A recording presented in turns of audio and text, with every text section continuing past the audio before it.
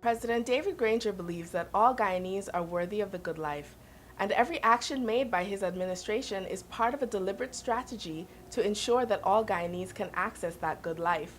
This week on Government in Action, we take a look at some of the tech-related projects and advancements that improve the quality of life for Guyana citizens and ensure that our nation keeps apace with global development.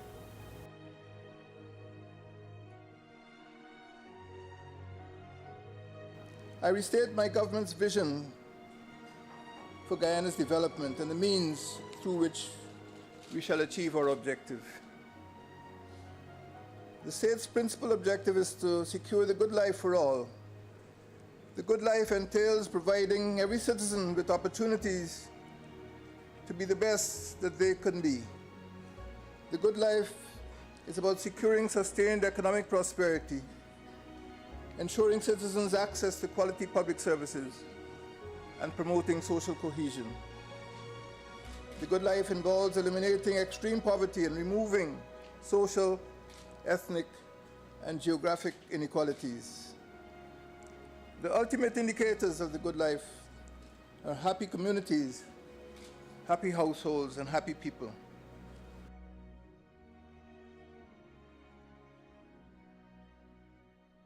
In 2017, the Ministry of Public Telecommunications signed on to the 5-year E-Access and Information and Communication Technology (ICT) Services for Hinterland, Poor and Remote Communities project.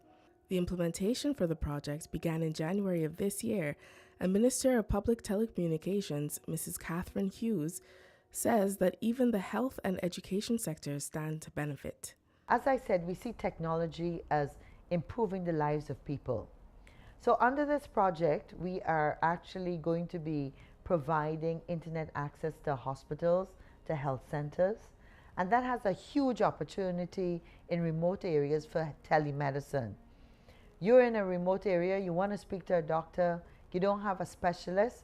Through the internet, through technology, at a prearranged time, you could speak to any doctor, any specialist in Georgetown, any part of the country or any part of the world.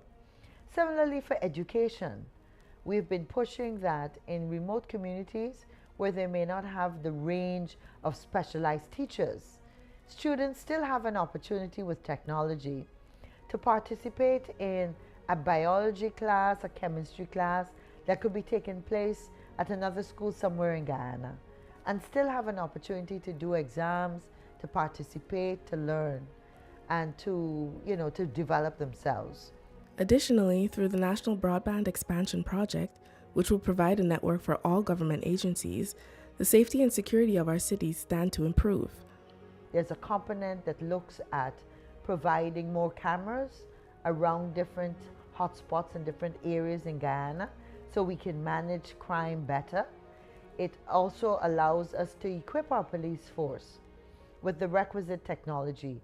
And here I'm talking about video cameras that can be on the dashboards of police cars, internet-ready access. It also allows us to build a command center in association with the Ministry of Public Security. So imagine if there, unfortunately, an incident of crime is going to take place any part in Georgetown with a command center and a network of police officers that have internet connection. It's easy to identify where crime is taking place and a command center to be able to say who is in which location close by that is ready and able to deal with the situation. Aligning the ministry with the country's Green State Development Strategy, the minister discussed the e-government project, which will facilitate the online access of over 200 government services by the end of this year. Looking to the future, we're also going to be starting our program under which our e-government program. And e-government really is how is it as a government we could start moving towards paperless solutions. So firstly, we want to be able to put more government services online, which means that citizens don't have to go to an office and line up for 3 hours, 2 hours to transact business. Our vision is that a citizen, once they've got internet access, and they can get this at a hotspot, they can get it maybe through their homes or government agencies, but they would be able to do their passport application totally online, the registration of births, the registration of a death, your business registration, applying for a TIN number. We hope that by 2020, we are committed to providing and putting online more than 200 government services. So I think that's totally exciting. Minister Hughes explained that the citizenry's easy access to telecommunications services, which she considers a human right, is a true inspiration behind the 2016 Telecommunications Bill. You would recognize that in Guyana, we have a monopoly situation. GTT has a contract, and they are the sole provider of landlines and internet services in Guyana. Of course, they're able to subcontract those services to internet service providers and other companies.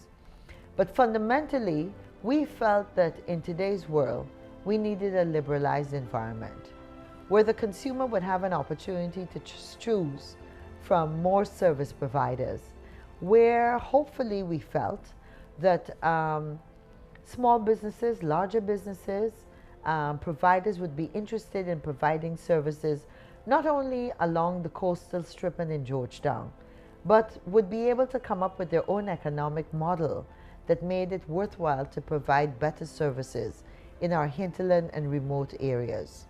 To date, the Ministry of Public Telecommunications has established 173 ICT hubs across Guyana, each one equipped with learning-based programs that support school curricula. Prioritizing the emergence of a strong Guyanese complement of software engineers, the ministry has hosted several activities, including hackathons, in the hopes of seeking out local talent. Additionally, the ministry boasts a robust relationship with science, technology, engineering, and mathematics, STEM Guyana, and hosts several initiatives targeting young women with the intention to level the imbalance of gender representation in tech.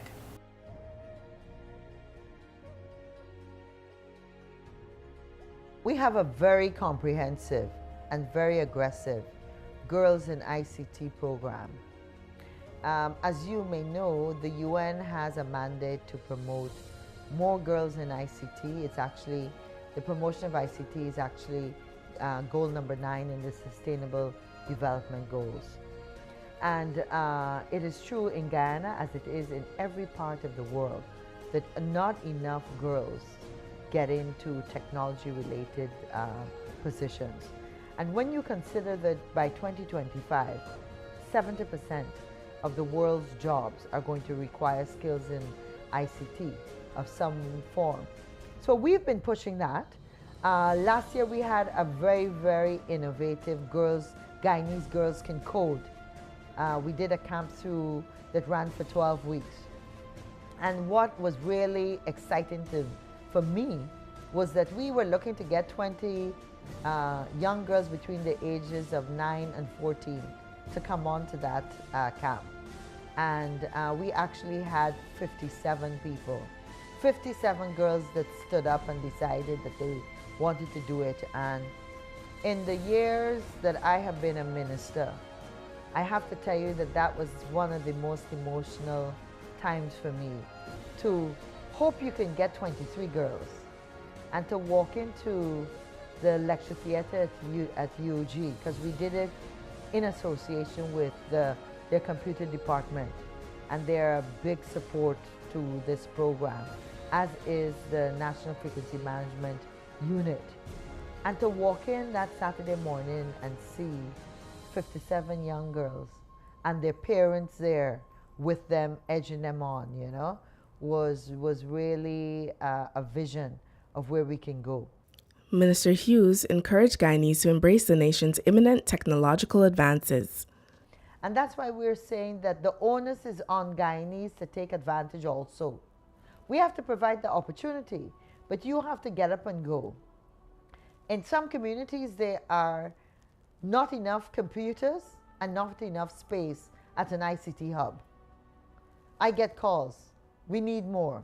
And then there's some computers where it's lying there. some communities where it's lying there, where a parent doesn't take their child by the hand during the August holidays and say, in the August holidays, and just instead of just liming outside or on the back step talking with your friends, every morning we're going to an ICT hub and you're going to revise what you learned. You're going to start to prepare for the year ahead. If they like whatever it is they like, they might sign up to a free online learning course. The opportunity is there with technology for every person, regardless of their age, to build their skills. But it will only be achieved if, as a person, you have the get up and go. And so I encourage Guyanese to get up and go, and to remember that for me, the glass is always half full. Let's not make it half empty. Ms. Penelope De Freitas is one such person. The University of Guyana computer science graduate turned department head said that an early introduction to ICT, especially in education, will put Guyana on the forefront of global development.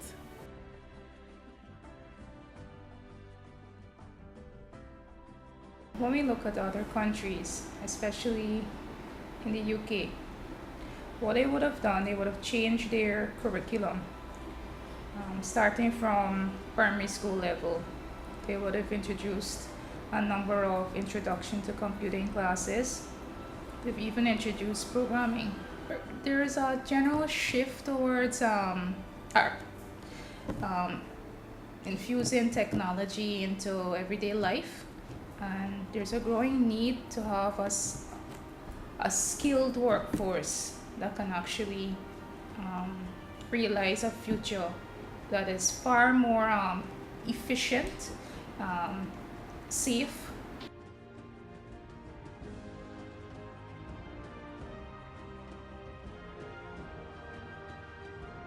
I've done it. I've done it. I'm proud to say that currently our department has a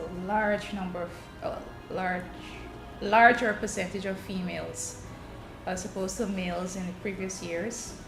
And I know that would have been due to the fact that the males that taught us as students would have encouraged us to join the department. So a major driving force was the males in our department that encouraged us to come on, recognizing that we need more females in the area. This is not a field just set aside for males.